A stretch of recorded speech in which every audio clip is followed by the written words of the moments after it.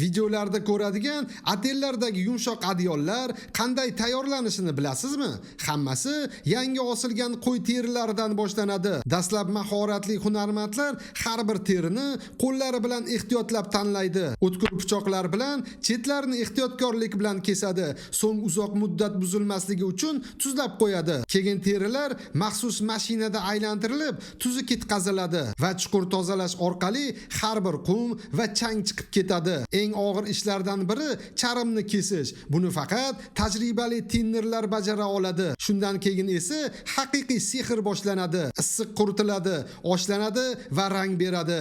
Mikroqum bilan yuvish va spirtli tozalash. Shu jarayondan keyin jungdagi har bir tola yaltirab nur sochib, ajoyib yumshoqlikka ega bo'ladi. Mana shunday jung keyinchalik adyollarga solinib, siz his qiladigan butunlay yengillikni his qildiradi. Endi savol, sizningcha uyingizdagi adyollar ham shunday uzun va sirli jarayon orqali tayyorlangandir. Fikringizni kommentariyada yozib qoldiring.